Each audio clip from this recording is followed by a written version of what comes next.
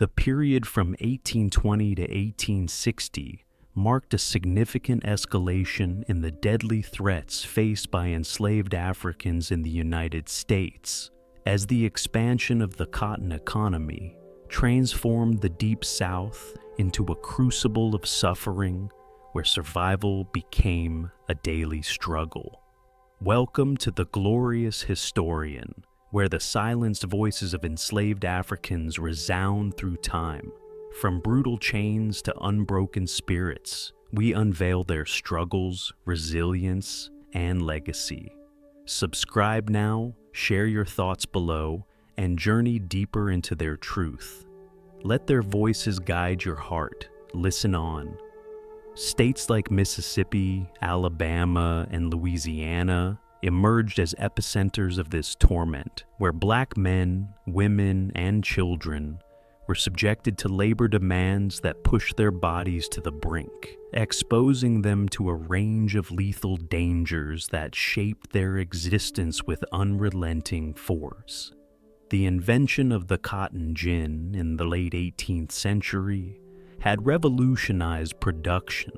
but by the 1820s, it intensified the need for labor, leading to an influx of enslaved individuals forcibly relocated from the Upper South to the more brutal conditions of the Deep South, a migration that introduced new risks and compounded existing threats.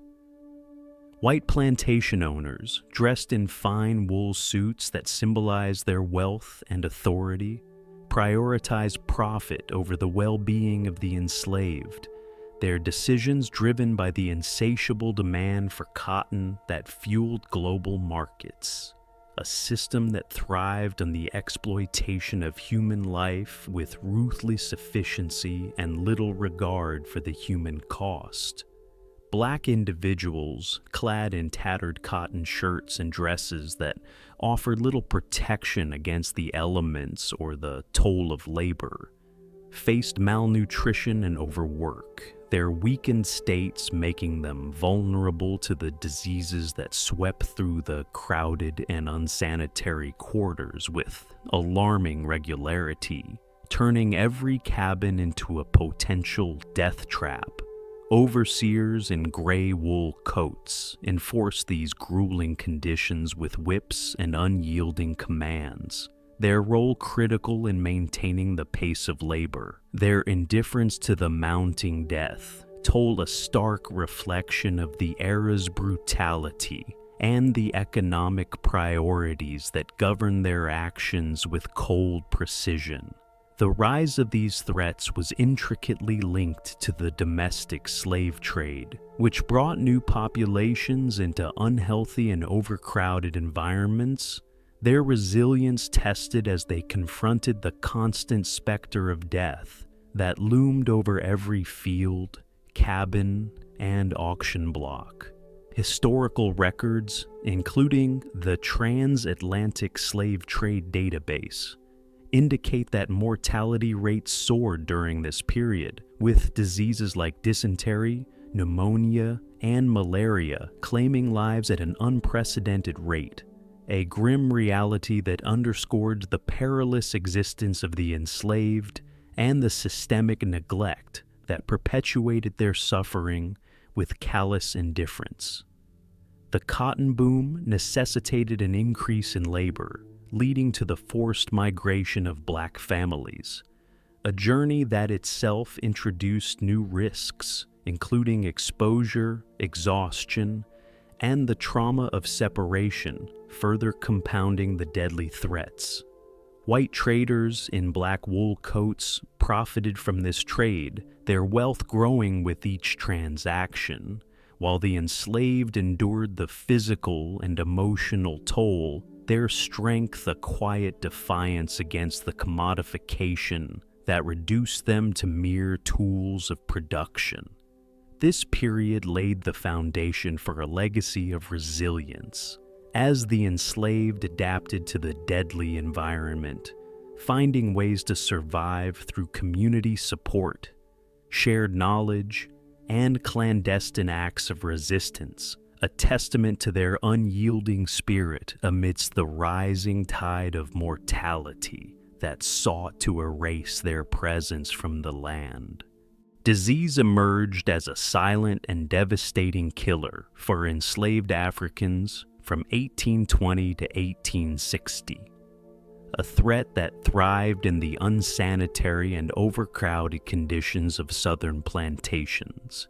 claiming lives with a stealth that went largely unnoticed by those in power who profited from their labor. Black men, women, and children, dressed in tattered cotton clothing that provided scant protection from the elements or the spread of illness, lived in cramped cabins with poor ventilation, no sanitation,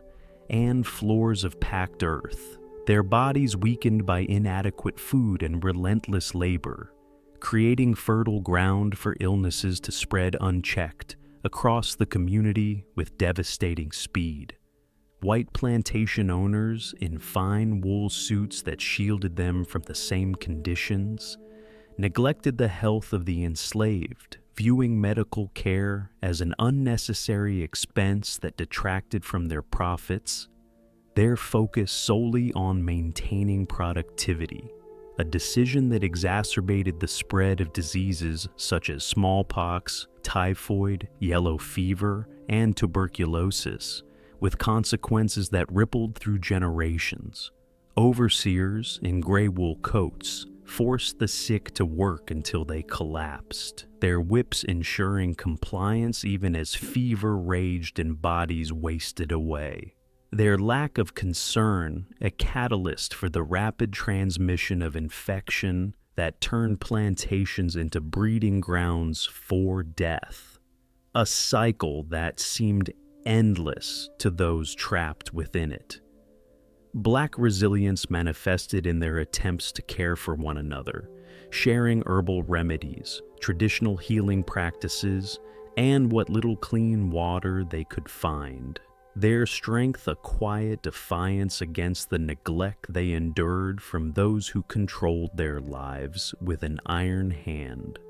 Historical accounts from Barracoon highlight the devastating impact of these diseases, with mortality rates often exceeding 10% annually in some regions, a testament to the lethal environment that offered no respite, where the silence of this killer was broken only by the moans of the afflicted and the cries of those left behind.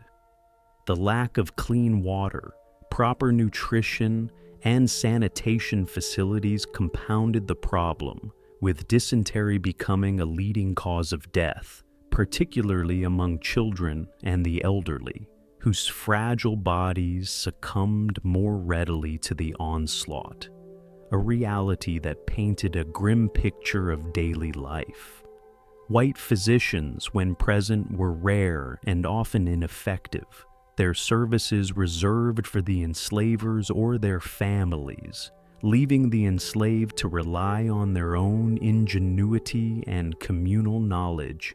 a practice that sometimes mitigated but could not fully halt the toll of disease that ravaged their population. The psychological weight of watching loved ones die added to the burden, yet the enslaved persisted, their community bonds a source of solace, a quiet strength that endured despite the relentless assault of disease on their bodies and spirits, a testament to their unyielding will to survive. Violence and brutality defined the lives of enslaved Africans from 1820 to 1860,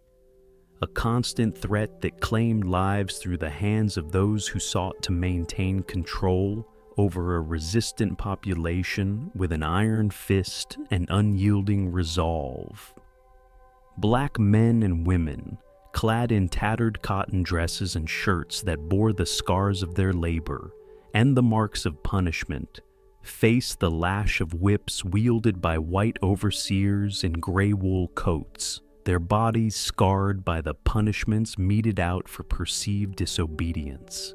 Insufficient work quotas, minor infractions, or even the suspicion of resistance, a routine that normalized brutality as a tool of subjugation and terror. White plantation owners, dressed in fine wool suits that signified their wealth and authority, sanctioned this violence, their power absolute and unquestioned, their wealth dependent on the fear it instilled, a system where physical punishment was not only permitted, but encouraged to break the spirit of the enslaved and ensure compliance with the grueling demands of the cotton fields.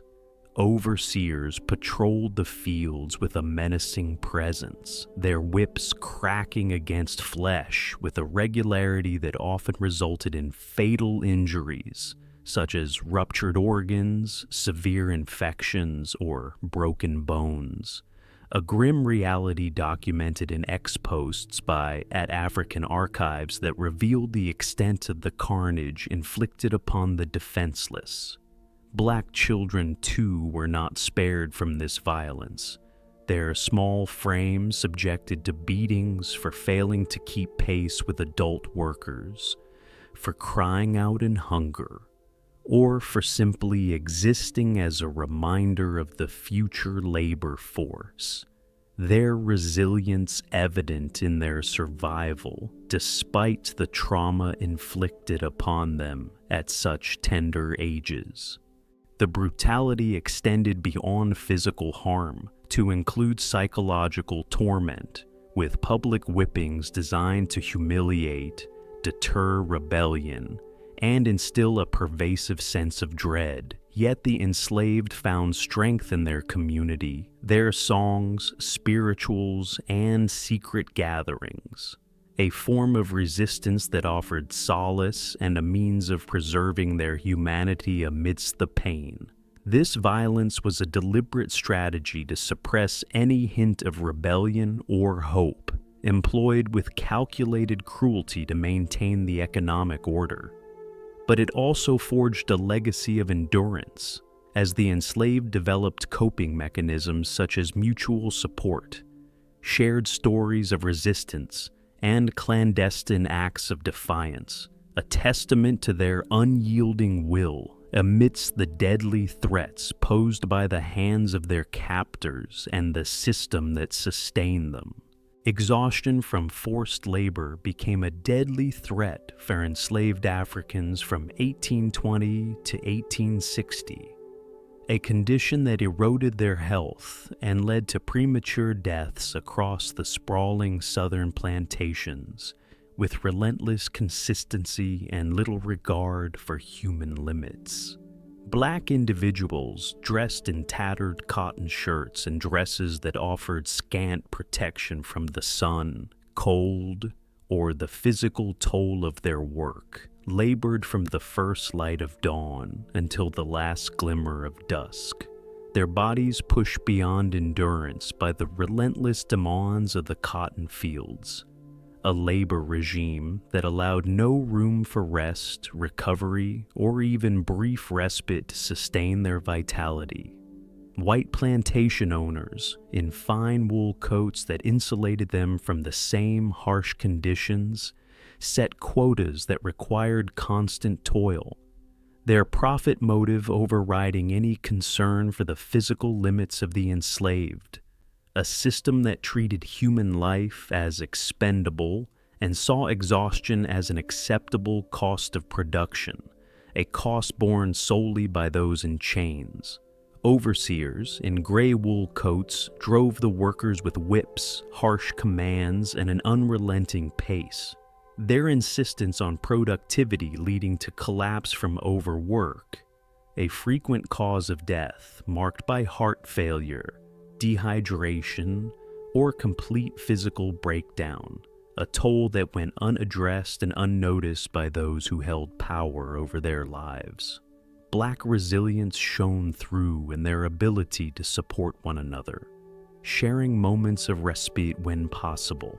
offering water from hidden sources, a shoulder to lean on,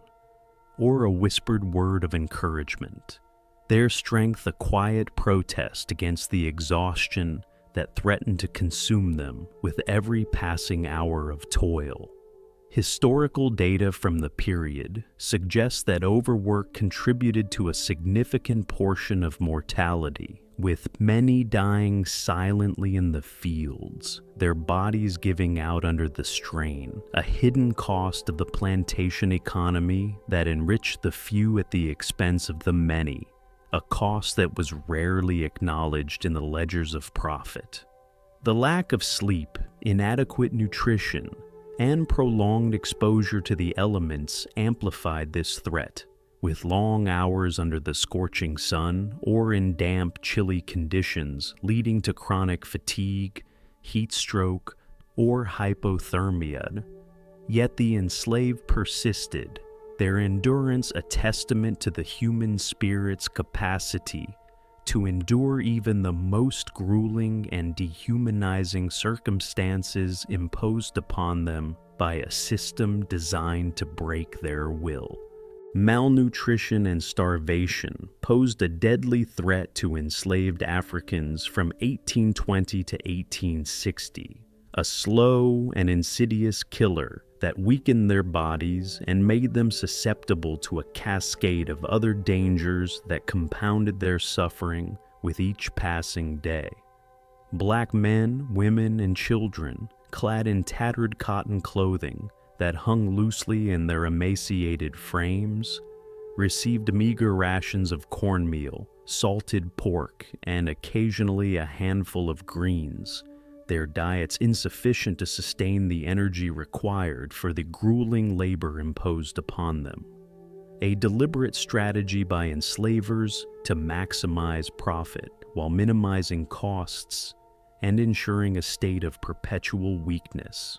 White plantation owners, in fine wool suits that contrasted sharply with the rags of the enslaved, controlled the food supply with an iron hand, their indifference to the nutritional needs of the enslaved a reflection of their economic priorities. A system that starved bodies to enrich wallets and ensured that hunger was a constant companion in the fields, cabins, and even the dreams of those who toiled. Overseers in gray wool coats distributed these rations with little oversight or care, their focus on labor quotas rather than health, their neglect contributing to widespread hunger that left the enslaved vulnerable to disease, physical collapse, and a slow decline that eroded their life force with relentless persistence. Black resilience emerged in their efforts to supplement diets with wild plants, roots, or stolen food from the fields or kitchens, their strength a testament to their survival instinct, a quiet rebellion against the starvation imposed upon them by those who held power, a rebellion that required ingenuity and courage in equal measure. Historical records indicate that malnutrition led to stunted growth, weakened immune systems, and increased susceptibility to illness, a deadly cycle that claimed many lives, particularly among children and the elderly, whose bodies succumbed more readily to the lack of sustenance, a cycle that perpetuated the suffering across generations. The psychological impact of watching family members waste away, of hearing the cries of hunger from infants, added to the burden. Yet the enslaved found ways to cope, sharing what little they had, organizing secret food caches, and preserving recipes from their homelands. A practice that underscored their communal strength and defiance amidst the pervasive threat of starvation that sought to diminish their humanity. Exposure to harsh weather from 1820 to 1860 was a deadly threat that plagued enslaved Africans, their lives endangered by the extremes of the southern climate that offered no mercy, no shelter, and no reprieve from nature's fury. Black individuals dressed in tattered cotton shirts and dresses that provided no insulation against the blistering heat of summer or the biting cold of winter, worked in scorching temperatures where heat stroke loomed as a constant danger, and freezing conditions where hypothermia threatened to claim them. Their inadequate clothing, a vulnerability exploited by the plantation system that demanded labor regardless of the season or the toll it exacted. White plantation owners in fine wool coats that shielded them from the same conditions ignored the need for shelter, proper attire, or even a moment's pause, their focus on cotton production overriding any concern for the enslaved's safety. A decision that led to deaths from heat stroke, frostbite, pneumonia, and exhaustion with chilling regularity and a callous disregard for human life. Overseers in gray wool coats forced labor to continue regardless of rain, snow, or blazing sun, their whips ensuring compliance even as storms raged or the ground baked. Their indifference a factor in the toll taken by nature's extremes, a toll that saw many collapse under the weight of the elements with no hope of relief. Black resilience was evident in their ability to endure, huddling together for warmth in the cold, seeking shade during the heat, or using leaves and mud to fashion temporary shelters. Their strength, a quiet defiance against the environmental threats that sought to claim them. A defiance that offered a slim chance of survival amidst the adversity. Historical accounts note that weather-related deaths were common, with pneumonia and heat exhaustion frequent killers, particularly during the wet season that brought flooding or prolonged droughts that parched the land, a testament to the lethal conditions they faced daily without respite or recognition. The lack of adequate housing, often little more than leaky shacks with dirt floors, exacerbated this threat. Yet the enslaved adapted, using whatever materials they could scavenge, twigs, cloth scraps, or discarded boards, to improve their shelters,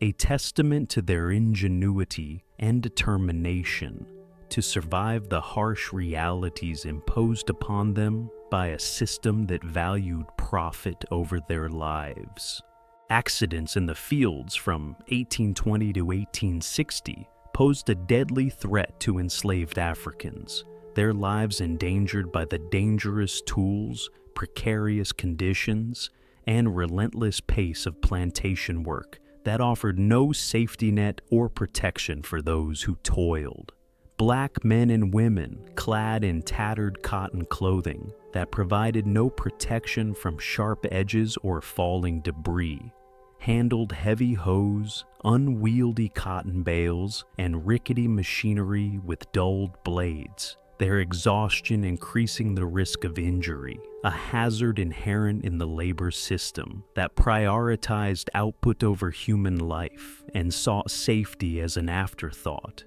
White plantation owners in fine wool suits that insulated them from the dangers they imposed provided minimal training, no safety measures, and substandard equipment, their profit motive superseding any concern for the enslaved's well-being, a neglect that led to frequent accidents such as falls from ladders, deep cuts from tools, and crushed limbs under falling loads, often resulting in death or permanent disability that rendered workers useless to the system. Overseers in gray wool coats pushed for speed and efficiency, their whips driving workers into perilous situations where a moment's lapse, caused by fatigue or inattention, could mean disaster, their oversight contributing to a high incidence of injuries that went untreated, a grim reality that compounded the threat with each passing day. Black resilience showed in their efforts to assist injured comrades, bandaging wounds with scraps of cloth, carrying the wounded to shade, or using herbal poultices to stave off infection. Their strength, a quiet bond amidst the danger, a form of resistance against the chaos that defined their work environment and the indifference of those who profited from it. Historical data from the period suggest that field accidents claimed numerous lives, with many dying from infections, internal bleeding, or gangrene days after the initial injury, a hidden cost of the cotton economy that enriched the few while endangering the many, a cost that was buried beneath the weight of production quotas. The lack of medical attention, coupled with the pressure to return to work or face punishment, ensured that even minor accidents could escalate into life-threatening conditions. Yet the enslaved persisted, their survival a testament to their enduring spirit and the communal support that sustained them through the perils of the fields. Infant and child mortality from 1820 to 1860 was a devastating threat to enslaved African families, a loss that struck at the heart of their communities, undermined their future generations, and left a legacy of grief that endured beyond emancipation. Black infants and children, dressed in tattered cotton garments that offered little warmth, protection, or comfort, faced high death rates due to poor nutrition, lack of medical care, exposure to the same harsh conditions as adults, and the absence of basic hygiene, their fragile bodies unable to withstand the relentless demands placed upon them from the moment of birth in a world that offered no mercy. White plantation owners, in fine wool coats that shielded them from the elements, saw children as future labor assets to be exploited, yet provided no support for their survival, their indifference a factor in the high mortality, a system that valued profit over the lives of the youngest. With many dying before reaching working age, their potential lost to the fields. Overseers in gray wool coats enforced labor on pregnant women until the moment of birth, their whips contributing to premature deliveries, difficult labors, and infant deaths. Their role a grim extension of the plantation's cruelty that saw mothers return to work shortly after losing a child, a cycle of loss that repeated with heartbreaking frequency. Black resilience was evident in the care mothers provided, nursing the sick with whatever resources they could muster, breast milk thinned by their own hunger, cloths soaked in water, or herbs gathered in secret, their strength a quiet hope despite the loss, a testament to their enduring spirit amidst the pervasive grief that defined their existence. Historical records indicate infant mortality rates were double those of white populations, with many succumbing to tetanus from unsterilized umbilical cords, diarrhea from contaminated water, or respiratory infections from cold, damp quarters, a deadly threat that decimated the next generation and left a lasting scar on the enslaved community, a scar that deepened with each tiny grave. The emotional toll of burying children, often in unmarked plots near the cabins, added to the burden, yet the enslaved found ways to cope, holding secret ceremonies to honor the dead, singing lullabies to the living and preserving memories through oral traditions, a practice that preserved their cultural resilience and offered a glimmer of solace amidst the relentless mortality that shadowed their lives. Escape attempts and the retribution that followed from 1820 to 1860 posed a deadly threat to enslaved Africans. Their quest for freedom met with lethal consequences that deterred but could not extinguish the flame of hope that burned within them. Black men and women in tattered cotton clothing that marked their status and offered little protection on their perilous journeys risked their lives to flee the plantations, their resilience driving them toward liberty through dense forests, across swollen rivers, and under the cover of night, a courageous act against the odds that required immense physical endurance, mental fortitude, and a belief in a better future. White plantation owners in fine wool suits that signified their authority and wealth offered rewards for capture, their power enforcing harsh punishments such as whipping, branding, mutilation, or execution. A system that deterred escape with the threat of death, a deterrent that was as much psychological, instilling fear in those who remained, as it was physical, a fear that permeated every aspect of their lives. Overseers in gray wool coats hunted fugitives with dogs trained to track, guns loaded with intent and relentless pursuit that spanned days or weeks. Their retribution often fatal, shooting runaways in the back or beating them to death upon return, a grim reality documented in ex-posts that revealed the brutality of recapture and the lengths to which power would go to maintain control. Black strength persisted in those who succeeded, their stories of escape inspiring others to follow. A quiet legacy of resistance that fueled the Underground Railroad, a network of support that offered a glimmer of hope and a path to freedom for those who dared to take it. Historical accounts note that many died during recapture, shot while running, drowned in rivers, or killed by exposure after days on the run. A threat that underscored the high stakes of seeking freedom, a testament to their unyielding will to reclaim their humanity despite the deadly risks and the constant threat of retribution that loomed over every step.